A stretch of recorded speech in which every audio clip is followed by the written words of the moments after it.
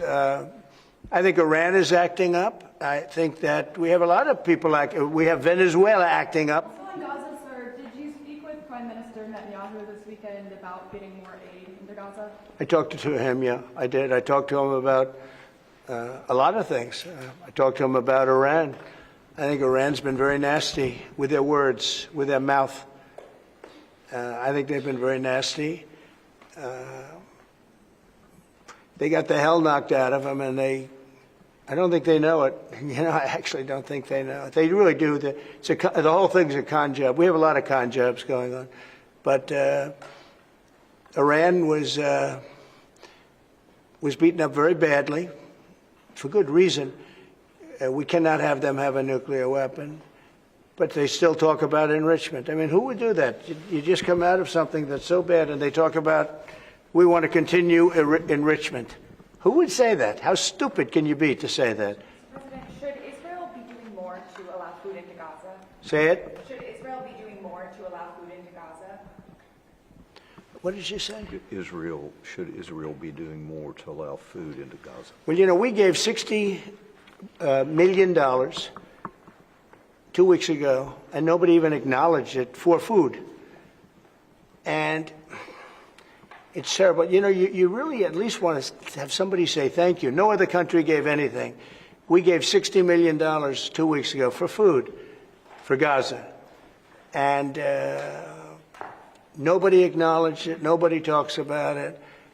And it makes you feel a little bad when you do that and, you know, you have other countries not giving anything. None of the European countries, by the way, gave. I mean, nobody gave but us.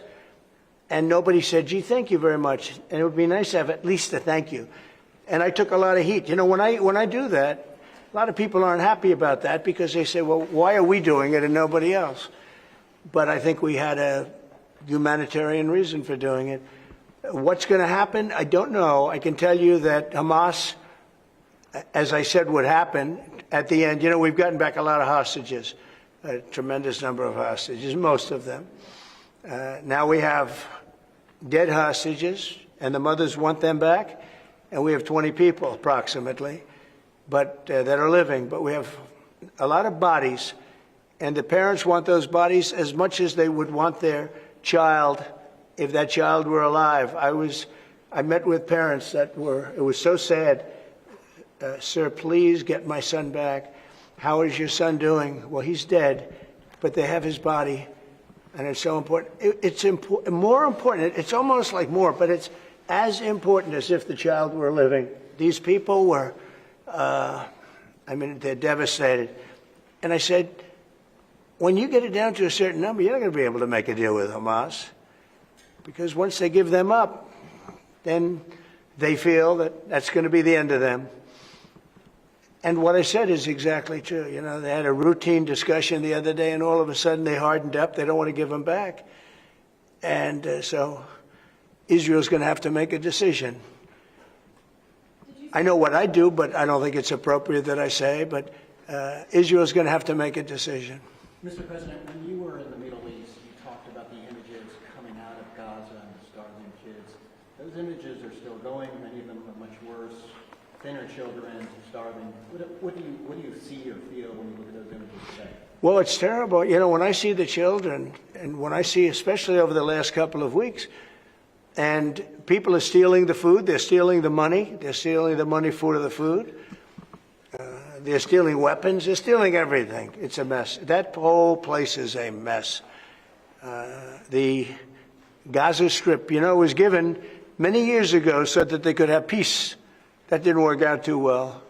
When Israel gave that up, whoever was the prime minister at the time, who I know who it was, but it was not exactly a very clever thing to do, because that was given so that they finally have peace, and it's actually made the situation worse.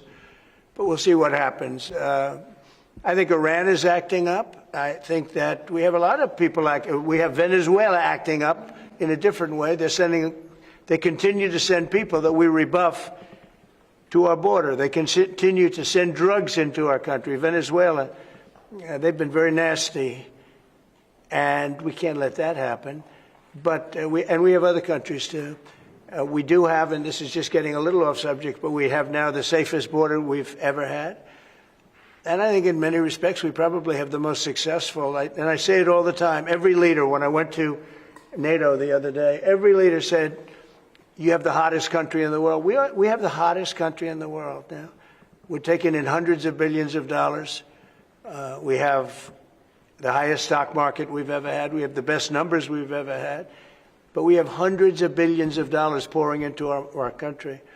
And I think it's the hottest. And by the way, 1 year ago, our country was dead. We had a dead country because of an incompetent president and incompetent Democrats. All they know how to do is talk and think about conspiracy theories and nonsense.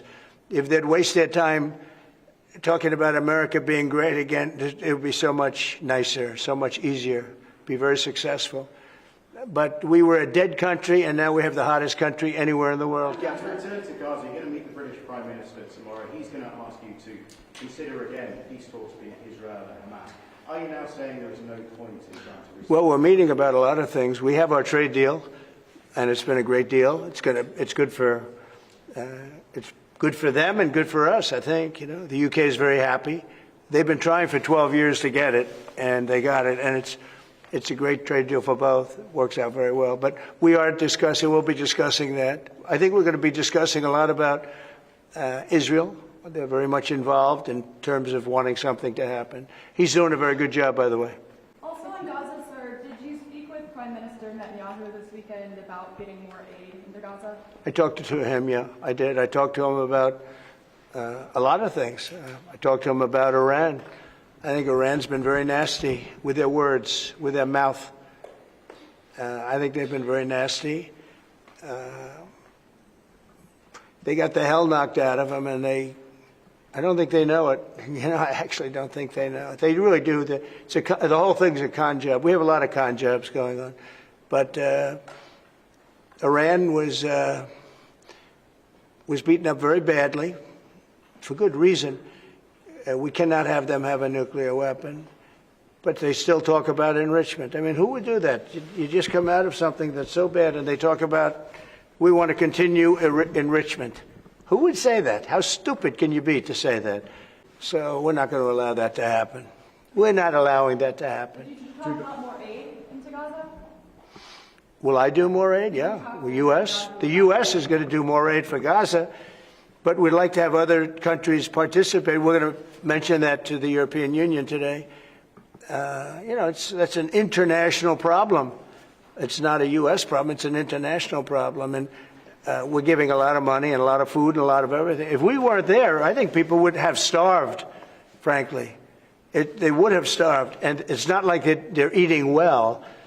But a lot of that food is getting stolen by Hamas. You know, they're stealing the food. They're stealing a lot of things. You ship it in and they steal it.